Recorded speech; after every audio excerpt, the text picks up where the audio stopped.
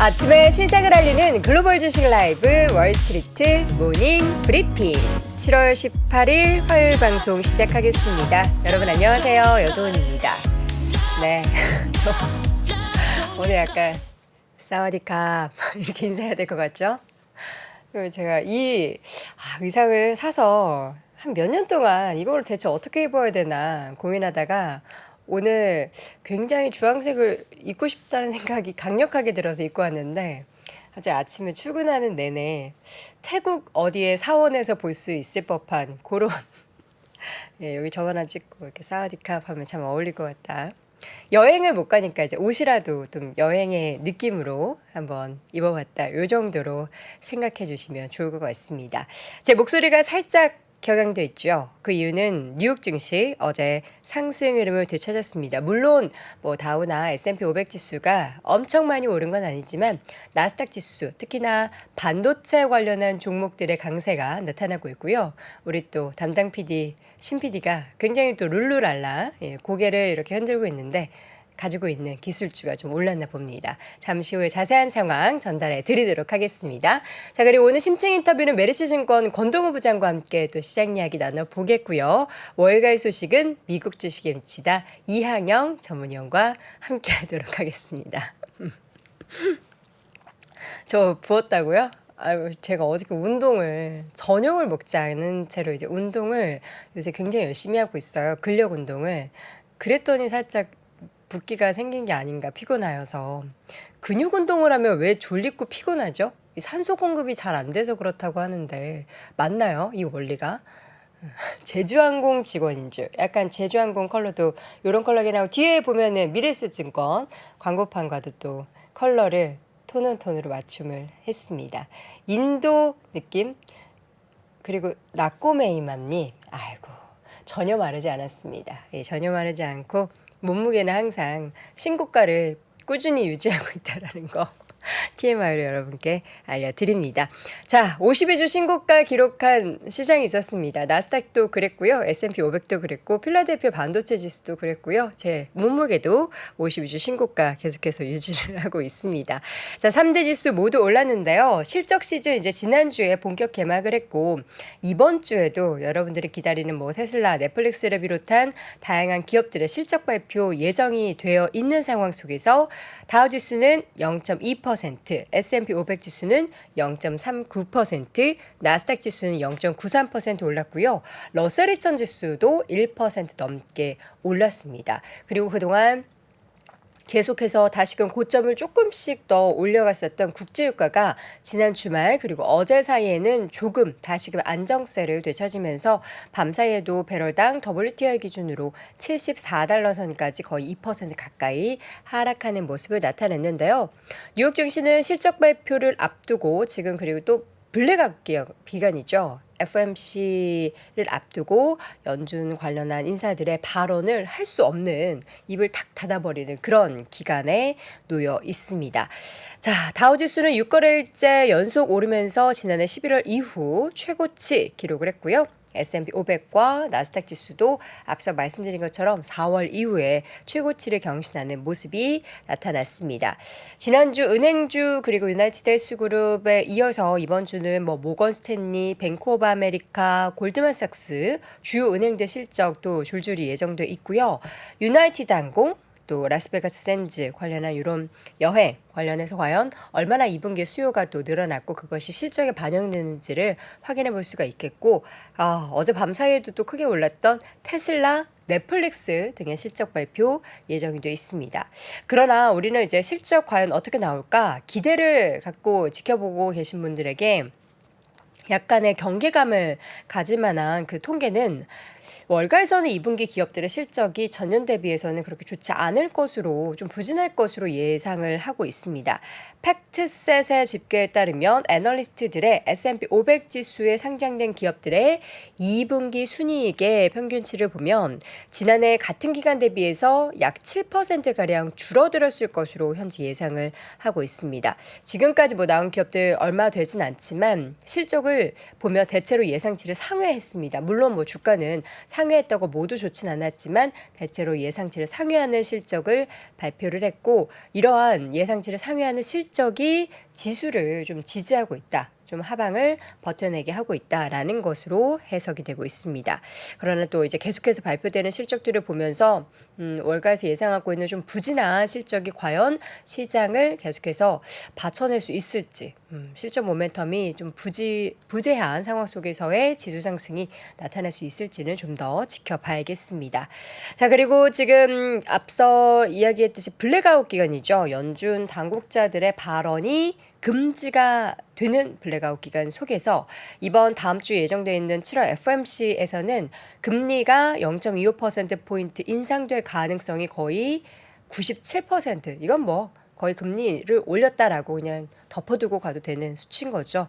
그리고 중요한 건 연준이 다음 회의 때, 그러니까 9월 회의에서 과연 금리 인상을 연속적으로 할 것인가, 그 인상 시점에 대한 힌트에 더 주목을 하라라는 이야기를 하고 있습니다. 또 제넷 옐런 재무장관이 인터뷰를 했는데요. 미국의 인플레이션을 낮추는 좋은 경로에 있다라고 이야기를 했고요. 경기 침체는 예상하지 않는다. 제넷 옐런 재무장관은 굉장히 또 예전에 은행 사태 때도 그랬고 좀 희망적인 이야기를 많이 하는 편이죠. 이런 얘기를 했고, 중국의 성장, GDP 발표된 부분이 좀 안 좋았죠. 둔화되고 있지만 그 영향으로 미국이 침체를 겪진 않을 것이다. 각자 도생인 거죠. 각자 도생. 자, 그리고 골드만삭스에서는 미국이 12개월 이내 침체 겪을 가능성을 기존의 25%에서 20%로 더 낮춰 잡았습니다.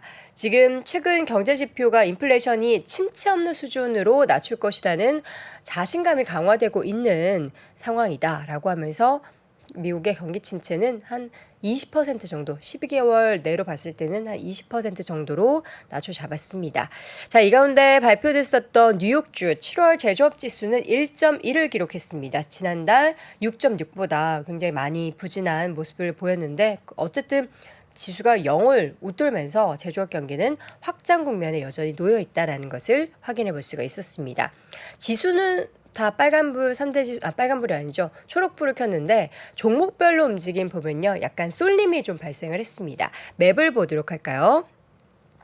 자, 기술주, 금융, 산업, 그리고 임의소비재, 테슬라 비롯한 임의소비재 관련한 종목들은 올랐고요. 반면 유틸리티, 부동산, 통신, 헬스케어 관련된 종목들은 하락을 했습니다. 가장 눈에 띄는 건 뭐 애플, 엔비디아, 테슬라 요 3대장을 꼽을 수 있겠는데, 테슬라의 주가가 3% 이상 올랐습니다. 테슬라 같은 경우에는 사이버 트럭 출시 소식이 굉장한 기대감을 갖게 만든다고 하죠. 몰랐는데 사이버 트럭에는 사이드 미러가 없다면서요. 안에 비디오로 이렇게, 비디오가 아닌 뭐라 그러죠, 화면으로 보이게 되나요? 전 그걸 보면서 이게 시작이고 나중에는 정말 이제 옆에 사이드 미러가 없는 차량들이 그냥 당연한 컨센서스가 되겠구나, 일반화 되겠구나, 이런 생각도 조금 들었습니다. 어쨌든 테슬라의 주가는 올랐지만 반면 조금 아래로 내려보면 포드의 주가가 좀 많이 하락했어요. 사이버 트럭 출시에 맞춰서 그 자사의 전기 트럭인 F150 라이트닝의 가격을 인하했다라는 소식 가운데 주가는 6% 가까이 하락을 했고요. GM도 같이 좀 하락을 했습니다. 그리고 리비안 같은 경우에도 사이버 트럭 출시의 경쟁력에 좀 타격을 입을 수 있다라는 우려에 3% 이상 하락하면서 테슬라의 사이버 트럭이 관련된 다른 기업들에게는 악재로 작용하는 모습이었습니다. 자, 그리고 엔비디아의 주가가 올랐습니다. 엔비디아뿐만 아니라 어제는 반도체주들이 모두 좋았던 움직임이어서 필라델피아 반도체 지수마저 52주 신고가를 경신했는데요. AMD 2%, 마이크론 테크놀로지 1.6%, 온 세미컨덕터가 4.6%나 올랐고요. 브로드컴의 주가도 2.45% 올랐습니다. 엔비디아와 AMD 이제 반도체 기업의 경영진들이 백악관 관리들과 회동을 할 것이다라는 보도가 있었습니다. 바이든 행정부의 그 중국 관련해서 반도체 규제에 대해서 우려를 우리 기업들이 하고 있다, 이거 너무 좀 타이트한 거 아니냐, 이런 얘기들을 할 것으로 예상을 하면서 시장에서는 어떠한 좀 기대감을 갖는 분위기가 연출이 됐고요. 또 개발 섹터 가운데서는 여러분들도 확인해 보실 수 있듯이 금융주들이 움직임 좋았죠. JP 모건이 2.4%, 뱅크 오브 아메리카가 1%, 웰스파고의 주가가 2.7% 올랐고요. 와, 버크셔 해서이가 344달러네요. 제가 이학영 위원님께 선물 받은 가격이 288달러였는데 한 주 제가 가지고 있죠. 한 주. 1% 가까이 오르면서 344달러 선 가지고 계신 분들 축하드립니다. 자, 반면에 하락했던 종목들도 물론 있었습니다. 일단 요즘에 컨텐츠 관련한 종목들이 굉장히 일희일비하고 있죠. 이번 주 실적 발표 예정돼 있는 넷플릭스는 1.8% 올랐지만 디즈니 주가가 3% 넘게 하락을 했고요. 그리고 파라마운트 글로벌이라는 기업이 하락했습니다. 여러분은 미션 임파서블 보셨습니까? 미션 임파서블의 흥행 기대치가 사실 시장 예상치보다 좀 하회하면서 주가가 4% 가까이 하락을 했는데요.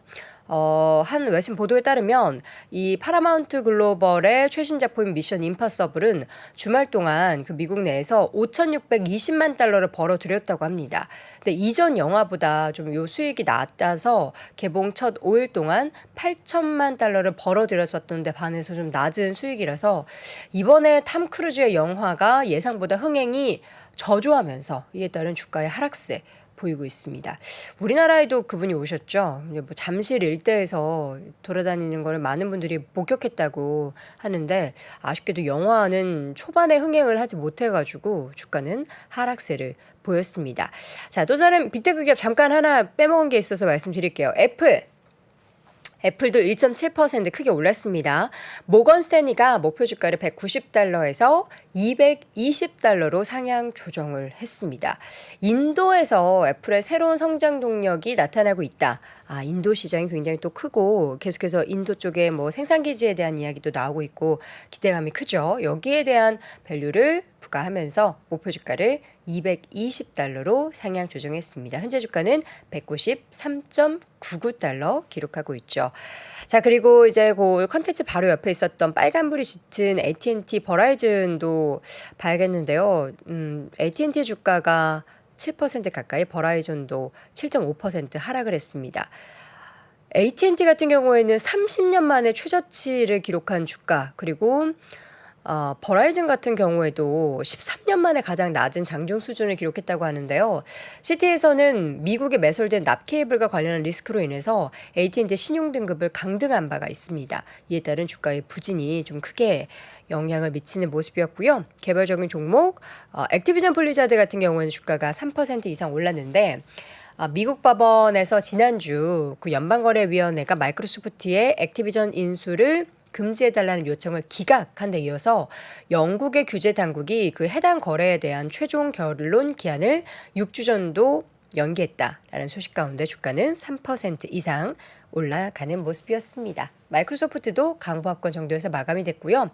전일 올랐던 유나이티드 헬스그룹은 소폭 상승, 0.8% 상승을 이어간 데 반해서 헬스케어 내에서 제약바이오 종목들 일라일릴리나 머크, 에브비, 존슨앤존슨, 파이자 등의 종목들은 함께 쉬어가는 모습이 나타났습니다. 자, 이렇게 해서 전반적인 뉴욕 시장 분위기 쭉 확인을 해봤습니다. 과연 실적 시즌 5월에는 무엇을 보면서 투자를 이어가야 할지 잠시 후 메리츠증권 권동훈 부장과 함께 확인해 보시죠.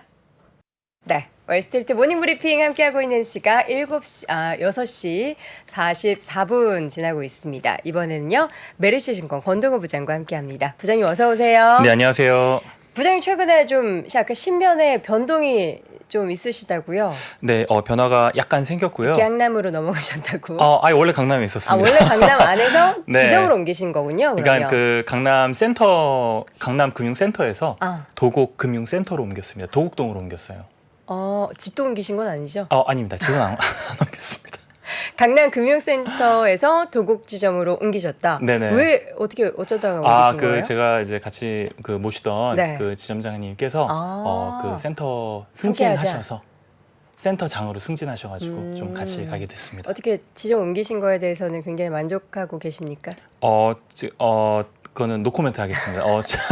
아직은 강남에 또 좋은 같이 분들이 있기 좋은 분들이 때문에? 또 예. 계시기 때문에 네. 어디를 계시나 뭐 잘 아시겠지만 혹시라도 우리 권동 부장님 보고 싶으신 분들은 어떻게 도곡동 가면 볼 수 있는 겁니까? 네네 그 타워팰리스 앞에 그 센터가 있기 때문에 네네. 네 그렇습니다. 좋은 건물 타워팰리스 앞에 메르시증권 도곡지점에 가면 우리 권동 부장님 만나볼 수 있다고 하니까요. 보고 싶은 분들은 함께 찾아가 주시면 대단히 감사드리겠습니다.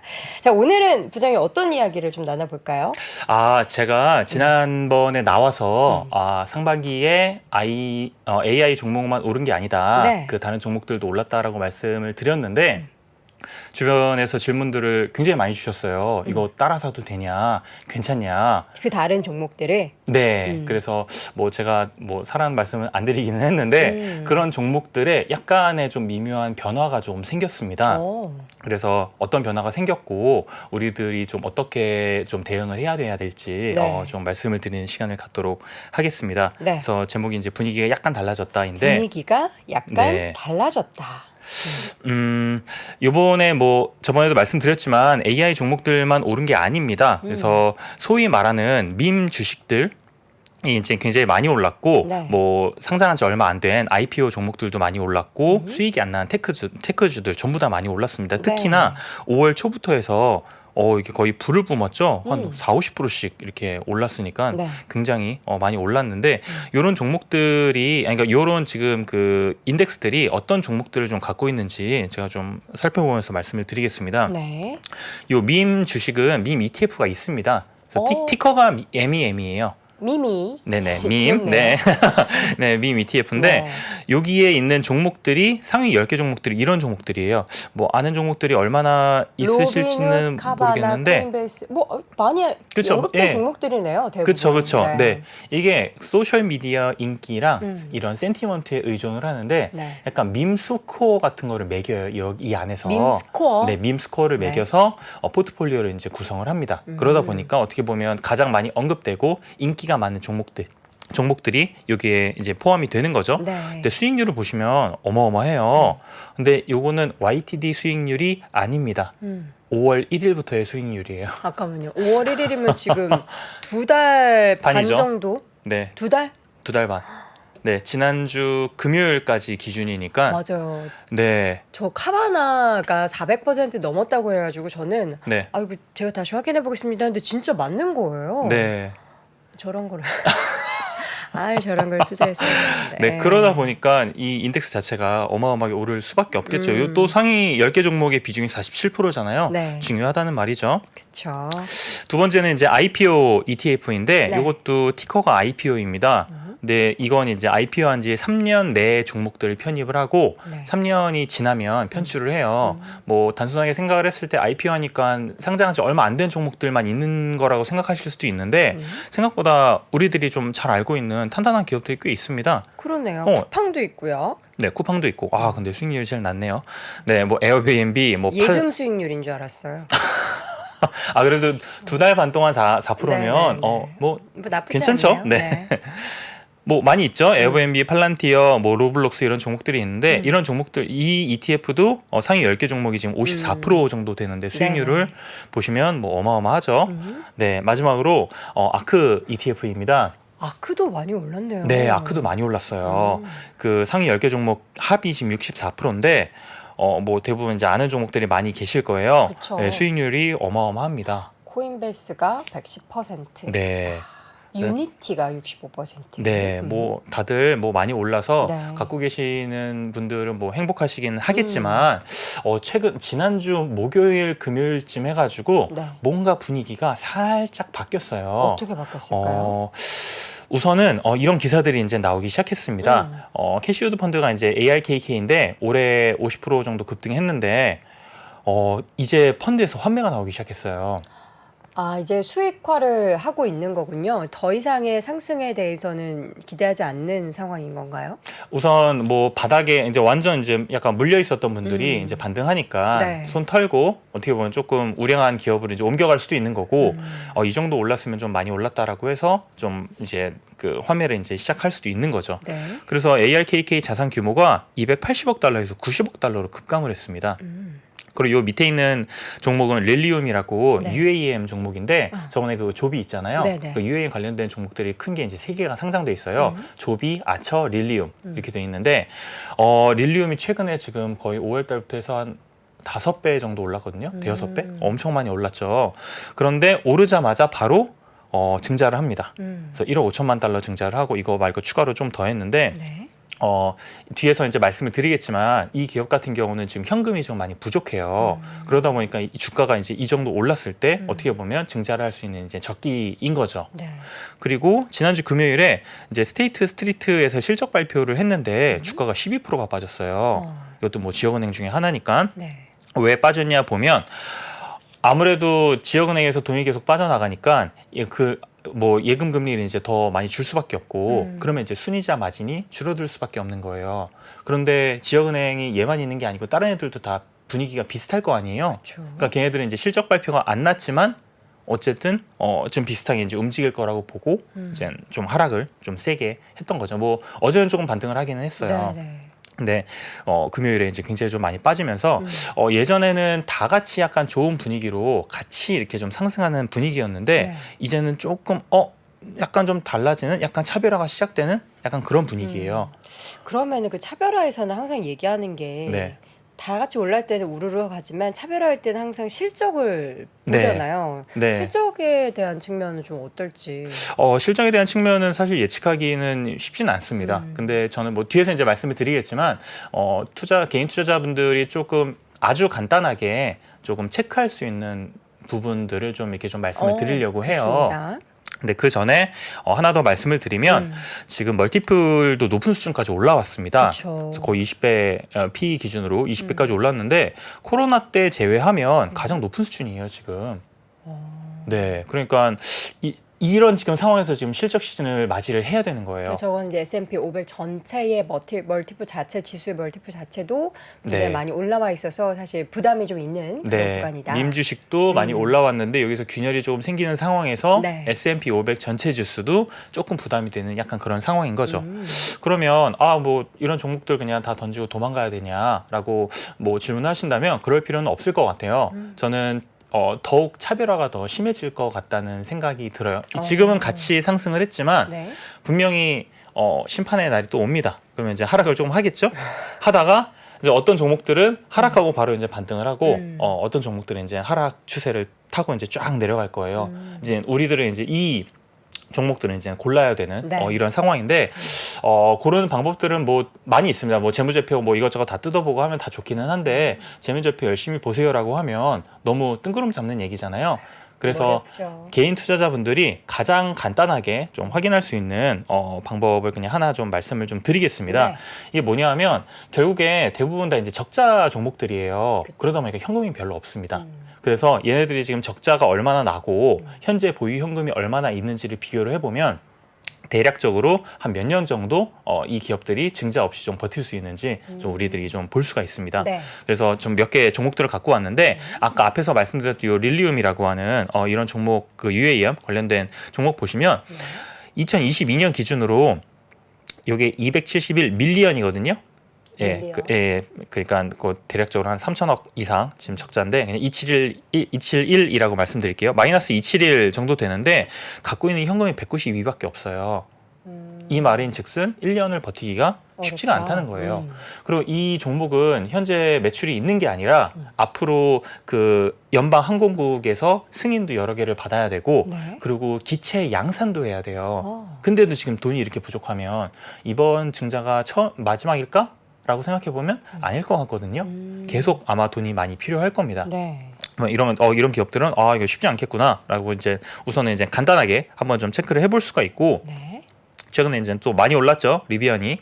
리비언은 보시면 2022년 기준으로 마이너스 6752 정도 되는데 캐시가 지금 11568이 있습니다. 거의 한 2배 정도 있죠. 그러니까 버틸만 한 수준이에요.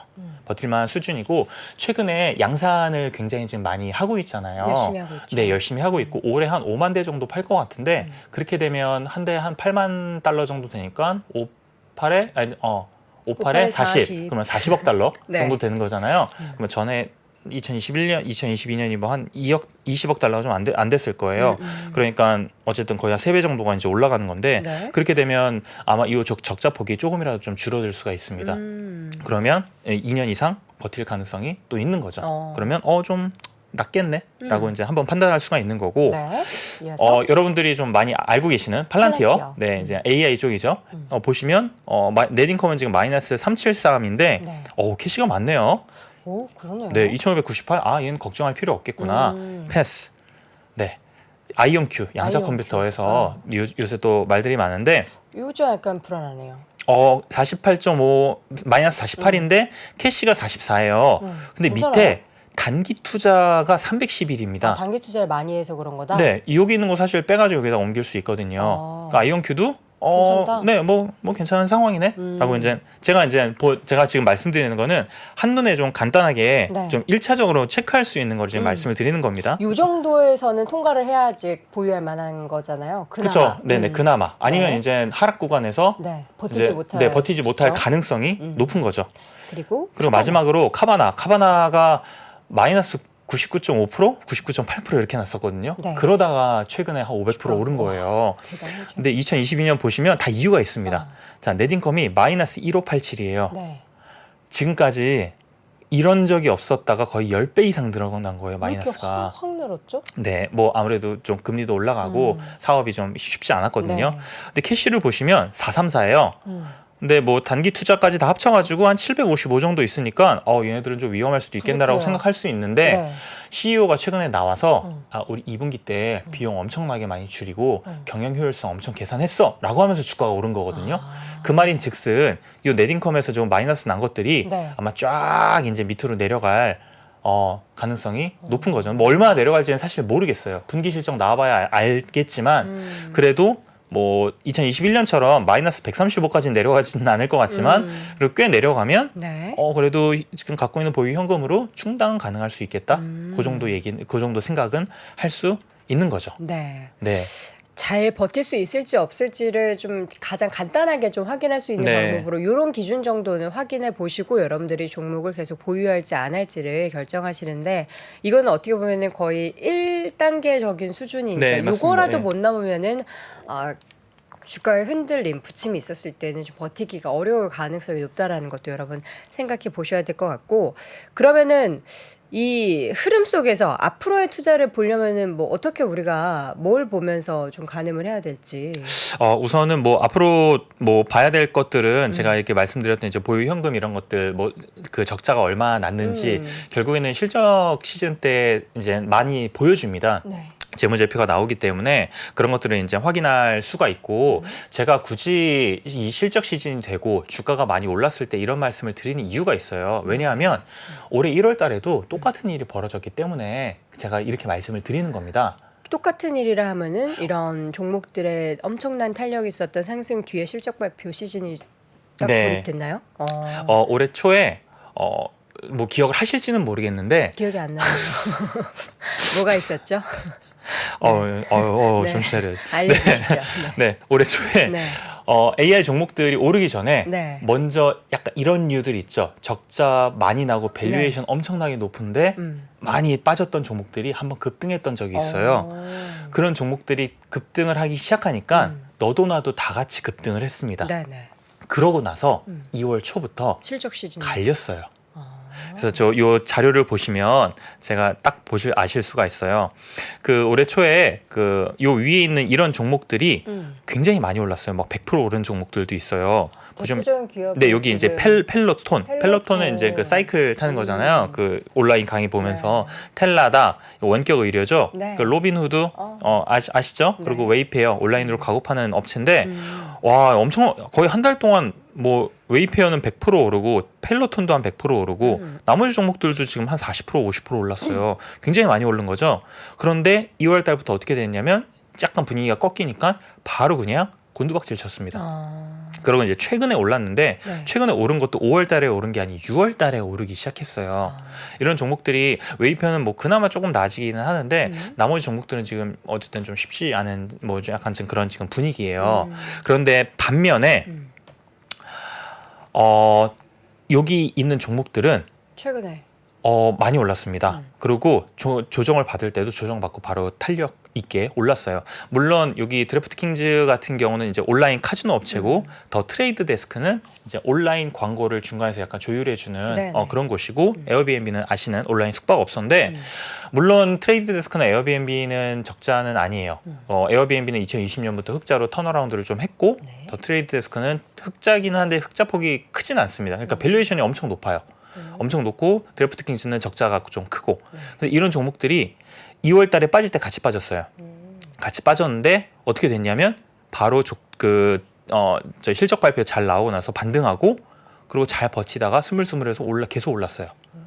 그러니까 제가 말씀드리고 싶은 건 뭐냐면 5월 달, 6월 달, 7월 초까지 해서 다 같이 이런 종목들이 쫙 올랐는데 갖고 계신 분들이 많이 계실 거예요. 그래서 제가 말씀드리는 건데 같이 이렇게 쫙 오르다가 뭔가 균열이 생기는 지금 분위기를 제가 지난주부터 감지를 했거든요. 왜 이제 다른 얘기들이 조금 나오지? 근데 이런 상황에서는 이런 지금 상황에서 만약에 조정이 나왔다. 네. 그러면 다 같이 빠집니다. 다 같이 빠지다가 약간 취약한 애들은 밑으로 내려가는 더 거고 내려가고. 나머지 애들은 괜찮은 애들은 좀 횡보하다가 이제 회복하거나. 올라가는 거죠. 요때 수익률 차이가 어마어마하거든요. 네. 이미 바닥 대비해서 오른 그 퍼센티지가 아마 100% 200%잖아요. 네. 그렇기 때문에 여러분들이 지금 많이 조심을 해야 되고 특히나 이제 종목을 고를 때 조금 더 탄탄한 구조들, 재무제표 탄탄한 것들, 네. 아까 앞에서 말씀드렸던 현금이 보유하고 있는 그 현금 보유 비중이 이제 높은 그런 기업들 위주로 네. 이제는 좀 선별을 좀 해야 될 시기가 온 것 같아서 제가 오늘 좀 말씀을 드리려고 자료를 좀 갖고 왔습니다. 네, 고맙습니다. 그동안의 주가의 급등이 이제 올 초에도 그러한 뭐 밈 주식의 성격들의 관련된 종목들이 쫙 올라갔을 때와도 비슷한 지금 양상들이 보이고 있는데 지금 시점에서는 옥석 가리기를 충분히 해야 되는데 그 옥석 가리기의 가장 기본적인 지표라고 볼 수 있는 것은 현금을 얼마나 보유하고 있는지, 그러니까 이 기업의 재무제표가 얼마나 버틸 만한 좀 건실한 그런 수준인지를 꼭 확인해 보시고 보유 여부를 좀 선택해 보시면 좋을 것 같습니다. 자, 이렇게 해서 분위기가 달라지고 있는 관련된 종목들에 대한 이야기 쭉 들어봤습니다. 오늘 이 시간 메리츠증권 권동우 부장이었습니다. 고맙습니다. 감사합니다. 아시아 외환위기 이후에 글로벌 경기가 안 좋아질 것 같으니까 미국이 금리 인상을 천천히 하게 되거든요. 근데 이때 IT 관련 산업이 굉장히 빠르게 성장을 하는데 금리 인상이 생각보다 늦다 보니까 이게 무엇을 만들게 되냐면 닷컴 버블을 만들게 됩니다.